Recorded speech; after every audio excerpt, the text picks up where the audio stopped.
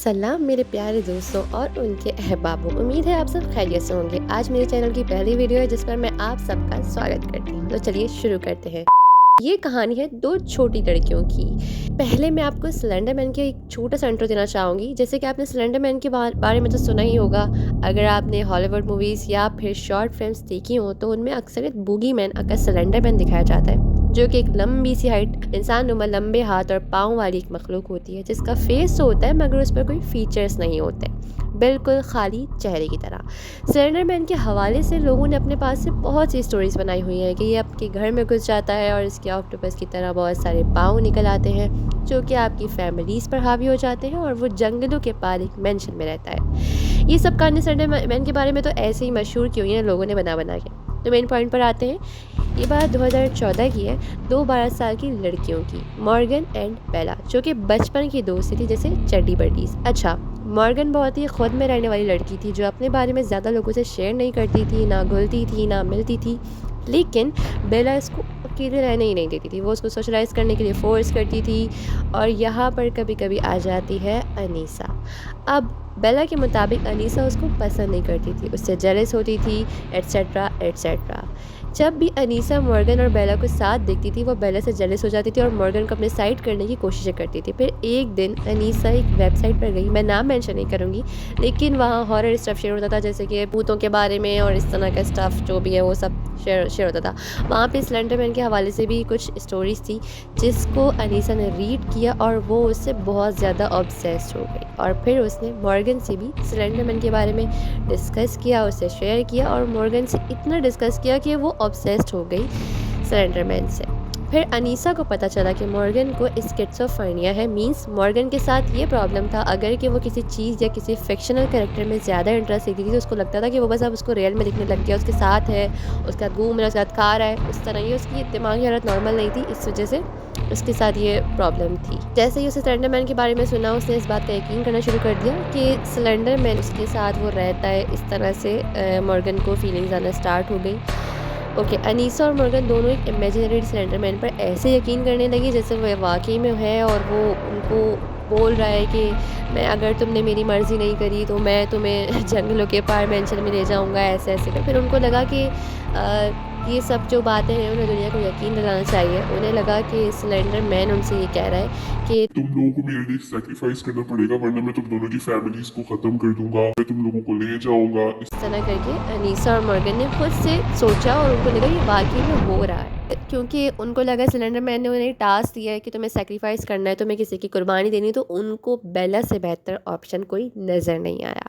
क्योंकि अनीसा वैसे ही बेला को पसंद नहीं करती थी, उसने मॉर्गन को आइडिया दिया, दोनों एग्री हो गई कि हाँ हम बेलिसा को सेक्रीफाइस करेंगे, बेचारी बेला को सेक्रीफाइस करेंगे। खैर, फिर ऐसा होता है कि वो दोनों मंथ्स तक महीनों तक प्लानिंग करते हैं कि उनको किस तरह से स्टार्ट करना है, क्या करना है, कैसे करना है, सब कुछ वो प्लान करती हैं। फिर आती है मॉर्गन की बर्थडे। अच्छा, उससे पहले वो 2 दफ़ा ऑलरेडी अटैम्प्ट कर चुकी थी जो कि बहुत बुरी तरीके फेल हो जाता है और वो नहीं कर पाती। खैर, फिर आती है मॉर्गन की बर्थडे और मॉर्गन की बर्थडे में ये लोग डिसाइड करती हैं दोनों, बेला को नाइट स्टे के लिए बोलेंगे कि नाइट स्टे करते हैं। और फिर हम नेक्स्ट मॉर्निंग बेला को नज़दीक पार्क में जाएंगे, वहाँ पर उसके वॉशरूम में बेला को ख़त्म कर देंगे।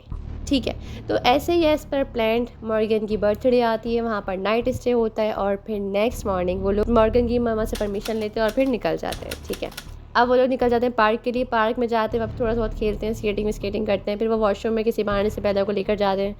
वॉशरूम में जाने के बाद वहाँ पर उनका प्लान ये होता है कि अनीसा जो है बेला को धक्का देगी और मॉर्गन जो है उस पर स्टेप करेगी, यानी उस पर वार करना स्टार्ट कर देगी। उसमें भी वो कामयाब नहीं हो पाते, किसी तरह से वो प्लान उनका फेल हो जाता है। ठीक है, अब वो वहाँ से निकल जाते हैं वॉशरूम से। अब उनको ये होता है कि अब क्या करना है, अब क्या करें, ये तो प्लान तो हमारा फेल हो गया, अब हमें किस तरह से उसको ख़त्म पे लेके आना है, कैसे स्लेंडर मैन के लिए सेक्रीफाइस करना है। ठीक है, अब उनके दिमाग में आइडिया आता है एक और कि हम बेला को बेवकूफ़ बनाकर जंगल की तरफ लेकर चलते हैं और अपना ये प्लान वहाँ पर वाक़ई करने की कोशिश करते हैं। ठीक है, अब वो निकल जाते हैं, वहाँ पर जंगल जाते हैं। वहाँ पे वो लोग हाइड एंड सीक गेम खेलने के बहाने से बेला को बोलते हैं कि हमें, तुम वहाँ छुप जाओ, मैं ढूंढती हूँ, ऐसे करके वो लोग प्ले करना शुरू करते हैं गेम। ठीक है, अब मॉर्गन और अनीसा दोनों आपस में बात करती है किस तरह करना है। अब जो है अनीसा को स्टैबिंग करनी होती है और मॉर्गन को उसको धक्का देना होता है बेला को और गिराना होता है ज़मीन पर और अनीसा को उस पर वार करना होता है, लेकिन अनीसा को फिर लगना स्टार्ट हो जाता है डर। वो बोलती है मॉर्गन को कि नहीं, मुझसे ये वाला पार्ट नहीं होगा, ऐसा करते हैं हम अपने पार्ट स्विच कर लेते हैं। मैं बेला को धक्का देती हूँ, तुम वार करो। मॉर्गन को बोलती है मुझे डर लग रहा है, मुझसे नहीं हो पा रहा है, ऐसा करो कि तुम करो। तो मॉर्गन कहती है ठीक है, ये वाला पार्ट मैं कर लेती हूँ, तुमने बस उसको किसी तरह ज़मीन पर गिराना है। अब वो दोनों बेला के लिए ये प्लान करती हैं। बेला जो कि बेचारी छुपी हुई होती है, जिसको कोई आइडिया ही नहीं होता है कि उसकी बेस्ट फ्रेंड्स उसके साथ आखिर ऐसा क्या करने वाली है, उसको कोई आइडिया नहीं होता है। अब ऐसा ही होता है, मॉर्गन जो है उसको ढूंढती है बेला को। फिर अनीसा क्या करती है, उसको ज़मीन पर धक्का दे के गिरा के उसके ऊपर चढ़ के बैठ जाती है, और बस वो फिर मॉर्गन को देखती है और बोलती है बस शुरू हो जाओ। और मॉर्गन बिना कुछ देखे जो बेला के ऊपर शुरू करती है वार करने, यहाँ वहाँ यहाँ हर जगह बस वो वार पे वार करती रहती है। बस फिर वो दोनों उठती हैं और भाग जाती हैं, बेला को उसी जगह पे छोड़ देती हैं। डर के दोनों भाग जाती हैं, बेला बेचारी वहाँ तड़पती रहती है। ठीक है, अब किसी तरह से बेला कोशिशें करती है और उस जगह से मूव करती है बेचारी बहुत मुश्किलों से, कोशिश तकलीफ़ में बहुत तड़पते हुए वो रोड के नज़दीक पहुंचती है। वहाँ पर पता नहीं कैसे मेरिकल कह लें, कैसे कोई बाइकर गुजर रहा होता है, उसको बेला नज़र आ जाती है।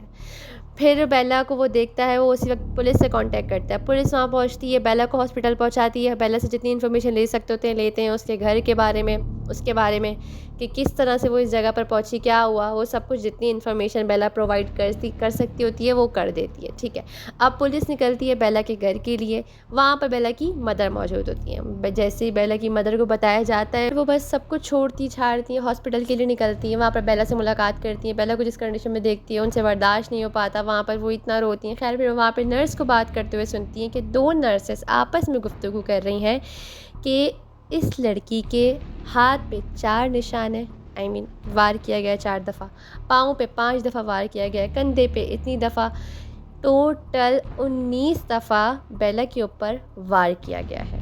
उसकी माँ ये सुनती है और बस वो अपनी बेटी की तकलीफ़ को महसूस करने की कोशिश करती है। खैर फिर दूसरी तरफ पुलिस जो है मॉर्गन और अनीसा को ढूंढने के लिए निकली हुई होती हैं। फिर वो ढूंढती है तो मॉर्गन अनीसा उनको मिल जाती हैं और फिर उनको इन्वेस्टिगेशन के लिए फ़ौरन लेकर जाया जाता है। और वहाँ पर उनसे बात की जाती है तो वो बताती हैं हमें तो ये सब सरेंडर मैन ने करने के लिए कहा था, और अगर हम नहीं करते तो वो हमारे जो है फैमिलीज़ को ख़त्म कर देती और हमें वो जंगलों के बाहर अपने मेंशन में ले जाता और हमारे साथ पता नहीं क्या करता है। इस तरह की वो स्टोरीज जो बताती हैं पुलिस को। फिर पुलिस जब बातचीत करती है, इन्वेस्टिगेशन करती है, सब उसके दौरान उनको पता चलता है कि मॉर्गन नॉर्मल नहीं है। उन्हें पता चलता है फिर कि मॉर्गन को स्किज़ोफ्रेनिया है।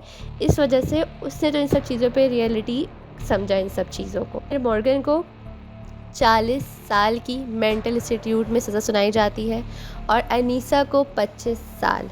अनीसा को जो सज़ा सुनाई गई उस पर मैं खुश हूँ, क्योंकि भले मॉर्गन एबनॉर्मल थी बट अनीसा ने भी कोई नॉर्मल काम नहीं किया था, ये भी कोई नॉर्मल काम नहीं था, इसलिए इस हिसाब से दोनों को बिल्कुल सही सज़ा सुनाई गई है।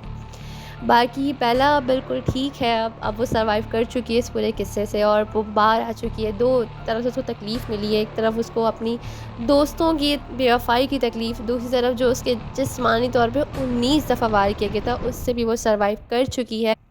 खैर अभी मेरी स्टोरी बस इतनी ही थी। अगर आप लोगों को पसंद आई तो काइंडली लाइक करें, कमेंट करें और सब्सक्राइब करें। और अगर आपके पास ऐसी कोई स्टोरी है तो प्लीज़ मुझे मेल करें, मैं अपनी मेल आईडी डिस्क्रिप्शन में शेयर कर रही हूँ। उसके अलावा आप जो है कमेंट में भी शेयर कर सकते हैं। और इतनी बीमारी में भी मैं आपके लिए वीडियो पोस्ट करने की कोशिश कर रही हूँ पूरी। होप आप सबको पसंद आए। शुक्रिया, अल्लाह हाफ़िज़।